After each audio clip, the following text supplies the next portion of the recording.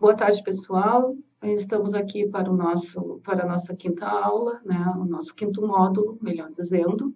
E hoje, nesta aula, nós vamos conversar um pouco sobre a gestão de conflitos no espaço da escola. Justifico que trouxe essa temática por ter encontrado nos polos, né, alguns alunos que se interessam por pesquisar esse tema em seus estágios. Então, pensei que poderia subsidiá-los e auxiliar a todos ao mesmo tempo, trabalhando um pouco com vocês a questão do conflito no espaço da escola. Vocês já iniciaram as suas observações. Nas suas observações, talvez alguns de vocês já tenham presenciado algum tipo de conflito no ambiente escolar, né? É normal que isso aconteça, normal dentro da questão da escola ser essa instituição que vai reunir pessoas de diferentes culturas e diferentes pontos de vista sobre o mundo, né? E também nos anos iniciais e ali no ensino fundamental, ainda a gente encontra alunos que são crianças, né? E que, portanto, ainda não têm as suas emoções trabalhadas e muitas vezes o que conseguem, a forma como conseguem expressar essas emoções é através da violência ou da agressão verbal ou da chacota, do bullying, e hoje em dia até do que os alunos costumam chamar de trollagem, né? De fazer o outro de bobo, fazer uma pegadinha. Então, essas questões, elas aparecem no âmbito escolar e a gente fica se perguntando, às vezes, quem é que deve dar conta.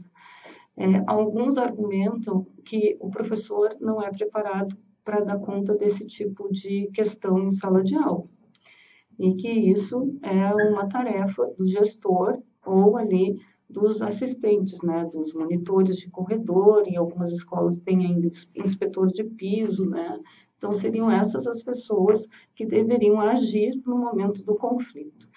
Eu quero dizer que o conflito, ele não precisa, então, de novo, né, ser um conflito que descambe para uma violência física, embora isso ocorra e não ocorra num pequeno percentual, né?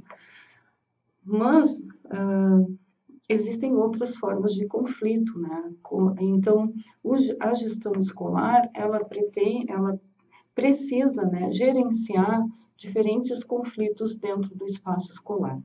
Esses conflitos, eles podem ser entre os alunos, tá? Entre alunos da mesma turma, entre alunos de uma turma, né, de turmas diferentes, entre alunos que são de níveis diferentes de estudo, tá?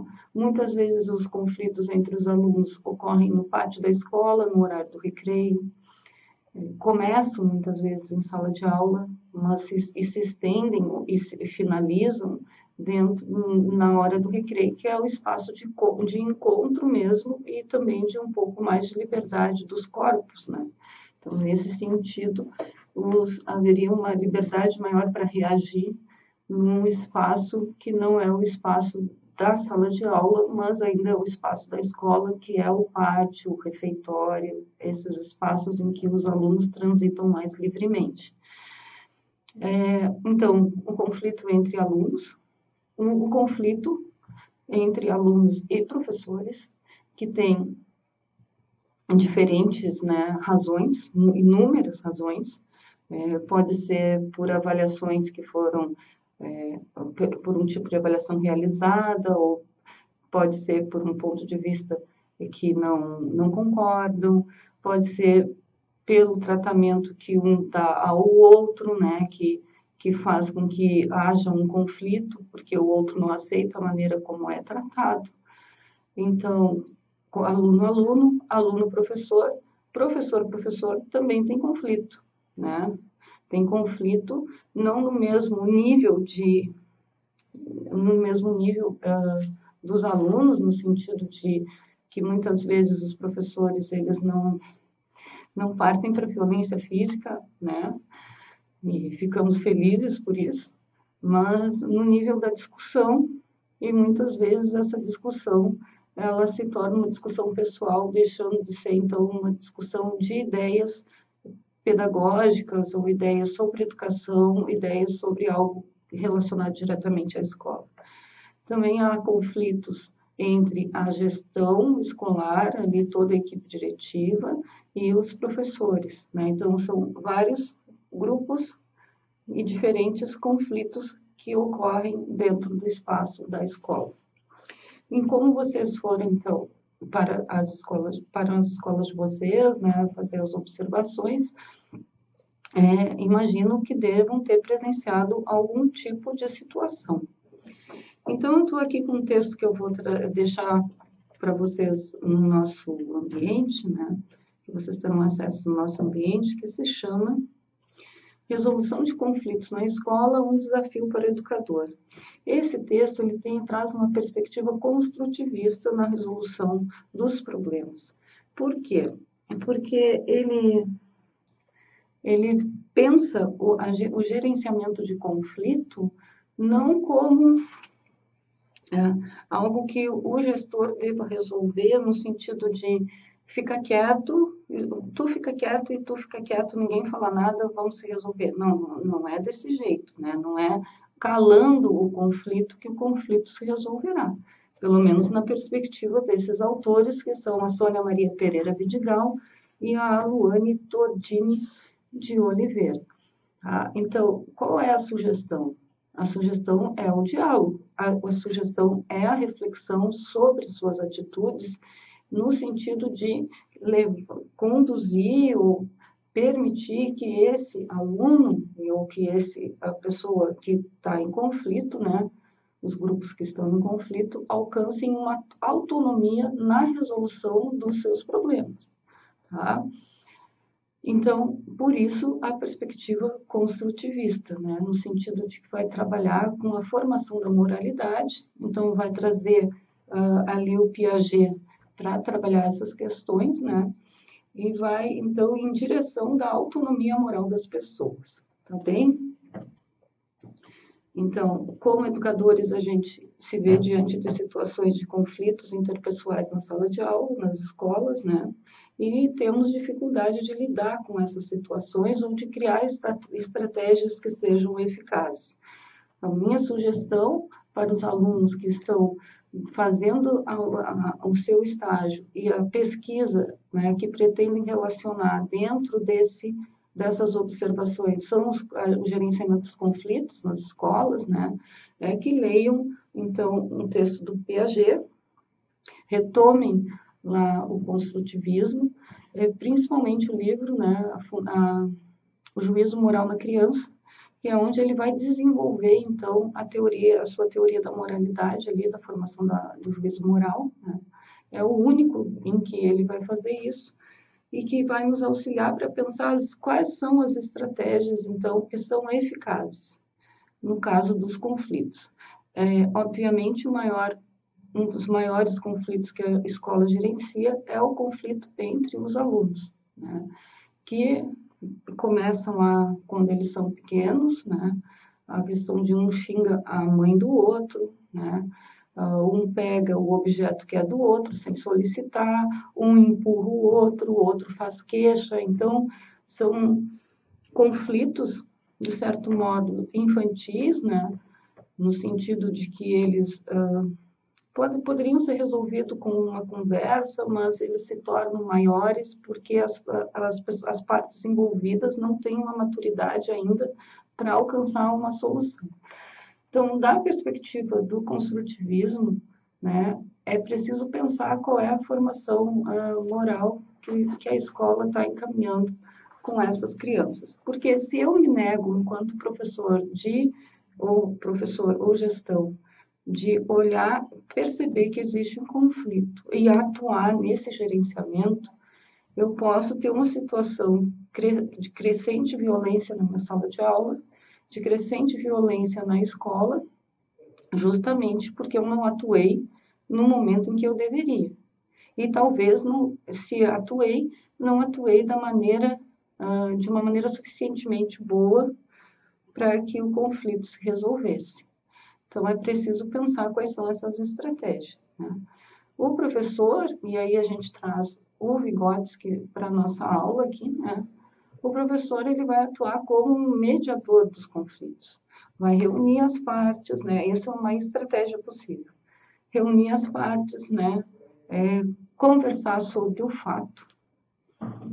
Isso não cabe só ao professor, estou falando no professor, no caso, em sala de aula, né? Aconteceu um fato em sala de aula. Eu posso tirar os meus alunos de sala de aula e encaminhá-los para a direção, não vai resolver o conflito.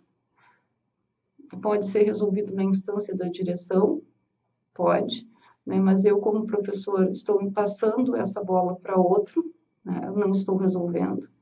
Mas eu posso aproveitar aquele momento não para fazer uma lavação de roupa suja ou aplicar uma lição de moral, mas para fazer a reflexão sobre o conflito, a situação que gerou o conflito. Então, pensar sobre a questão da violência, né, a questão do xingamento, por que eu me sinto ofendido com aquele termo, por que eu usei um termo ofensivo ao trabalhar com meu colega, né, e fazer as pessoas fazer com que eles resolvam, eu ia dizer fazer as pazes, né? Mas digamos que eu promovo a paz, né, dentro da escola, fazendo com que essas pessoas aprendam a resolver os seus conflitos e em um primeiro momento, falar sobre o que me incomoda. Né? Conversar sobre o fato é importante para a resolução do conflito de uma forma efetiva. Então, o que fazer nessas situações, como resolvê-las, se tem algum meio para modificar esse quadro, né? Então, o contato e a observação contínua do cenário leva a buscar no construtivismo um possível norte para ações e reflexões sobre a nossa prática pedagógica no que tange a questão dos conflitos. E aí, nossos autores nos dizem que diversos pesquisadores vêm se debruçando sobre essa temática, contribuindo para ampliarmos nossa possibilidade de análise, compreensão e proposição de ações educativas que favoreçam a intervenção nos conflitos interpessoais, de forma a propiciar a autonomia. Então, trazendo ali a nossa LDB, né, e a Constituição nas partes que tratam da educação no Brasil, a gente tem que um dos objetivos da escola é contribuir para a formação de cidadãos autônomos, críticos, conscientes de suas atitudes e de seu papel na sociedade. Tá? A abertura do nosso texto vai nos trazer questões que são questões legisladas sobre a educação. Elas estão lá na Constituição, estão na nossa LDB. Então, qual é o objetivo da escola brasileira? É cidadão autônomo, cidadão crítico, consciente das suas atitudes e do seu papel na sociedade. Tá? Isso não é nenhuma novidade, né? A Constituição, lembrando, a Constituição é de 1988, a LDB de 1996. Então, não diz respeito a esse período histórico em que estamos vivendo. Né? Um período histórico anterior se pensou isso e isso ainda é válido. Tá? Então, qual é o que eu devo fazer para que, ao atuar nesses conflitos, eu atue de forma que esse meu aluno que está lá, ao final da escola, ou durante o seu processo de escolarização, vá alcançando, então, essa cidadania, uma cidadania que não é uma cidadania obrigada, mas é uma adesão por autonomia a essa cidadania, né? E que eu possa fazer a crítica, não só ao outro, mas às minhas próprias atitudes, então eu faço uma autocrítica também, né? Que eu seja, então, dessa maneira consciente de que aquilo que eu faço para o outro, em qualquer espaço, né, tem uma repercussão, traz uma consequência, e entender qual é o nosso papel na sociedade. Né? Então, esse é o objetivo da escola, só relembrando que esse é o objetivo da escola. Então, quando um professor para a sua aula para trabalhar um conflito que está percebendo ali que está gritante naquele momento na sua sala de aula, ele está, assim, fazendo o seu papel. Lembram das aulas anteriores em que eu falei sobre a nova função, as novas funções atribuídas aos professores, né? Porque a escola em constante mudança, a sociedade em constante mudança, nos traz demandas que antes não tínhamos. Se antes o professor não gerenciava conflitos, hoje, dada a sociedade, a escola nada mais é do que um reflexo da sociedade que vivemos. Então, dada a sociedade que se tem, obviamente, né, essas pessoas que constituem a sociedade, elas estão dentro da escola, os seus filhos estão dentro da escola, e os conflitos sociais, eles são assumidos pela escola, né? Eles ocorrem dentro do espaço escolar. Então, é preciso, muitas vezes, né, que a gente pare tudo aquilo que a gente está fazendo, dê uma trancada num conteúdo que a gente deveria trabalhar naquela aula, para que a gente possa, então, atuar num caso de injustiça, num caso de violência, num caso de bullying, né, dentro da sala de aula. Se eu penso que isso é a principal tarefa do professor, não, eu, professora Ana Lúcia, não entendo que essa seja a principal função do professor. A principal função do professor é ainda a questão da aprendizagem, tá? Desenvolver os conteúdos com os alunos de maneira em que esses conteúdos levem esse aluno a uma formação cidadã, autônoma, crítica, consciente, né? E capaz de fazer a alteração, então, nessa sociedade já conflituosa. Então, a escola não deve promover os conflitos e nem fazer vista grossa para o conflito. A escola é o espaço onde o conflito ele deve ser pensado, teorizado, esmiuçado, investigado, né? Que deve se arrumar estratégias. Algumas escolas têm a disciplina de relações humanas, né? Em que isso deveria ser o foco, né? As questões dos conflitos, né? Ou como a gente pode viver com um pensamento diferente do nosso e não entrar em choque. Isso seria uma grande ajuda, né? Penso para a sociedade, se a escola conseguisse fazer com que as pessoas, então, pudessem conversar sem entrar em conflito com o outro que pensa diferente. E sei que isso não é tarefa fácil e sei que talvez a gente não alcance, mas, né, não é por isso que devemos deixar de tentar. Vamos adiante aqui, então. Eu vou pular uma parte, né, porque o texto vai nos trazer um caso verídico, assim. Foi feita uma pesquisa numa escola, né. Então, aqui, ó. As escolas, em geral, elas se preocupam em promover o bom desenvolvimento acadêmico e cognitivo dos seus alunos. Vocês concordam? A escola desenvolve o conhecimento científico e desenvolve a parte cognitiva dos seus estudantes? Acredito que sim, né? Acredito que a escola tem realizado essa tarefa. Às vezes melhor, às vezes pior, mas o fato é que as pessoas são alteradas pela escola. Por exemplo, entro na escola sem saber ler. O mínimo que eu vou sair da escola é sabendo ler.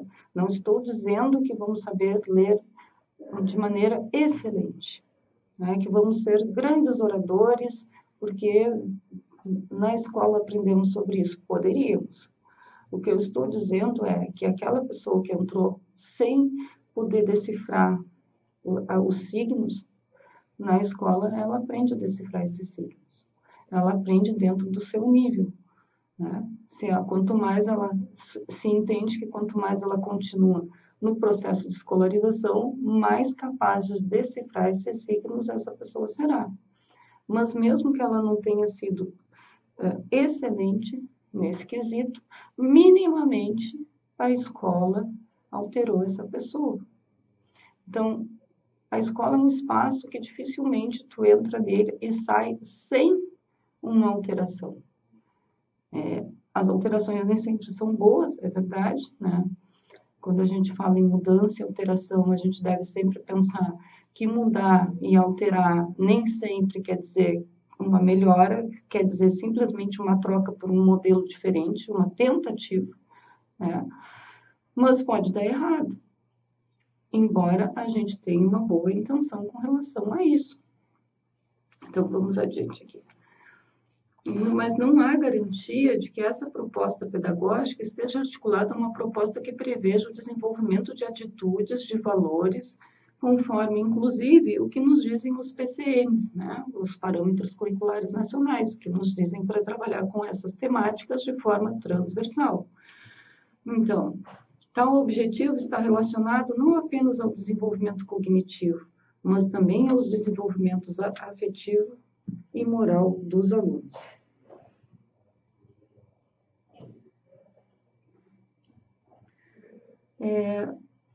Eu espero que vocês leiam o texto que está sendo disponibilizado hoje, né?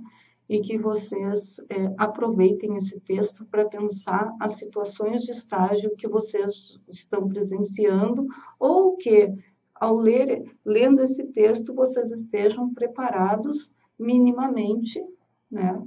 Para, ao presenciar, né, fazer esse registro e pensar sobre, para que a gente possa abrir uma discussão com relação aos conflitos escolares. Acho um tema, penso que é um tema bastante pertinente nesse momento, e que não se esgota no estágio, mas que serve de preparação para as condições que nós vamos encontrar nas escolas quando estagiarmos e quando estivermos atuando efetivamente como professores. Até o nosso próximo encontro e muito obrigada.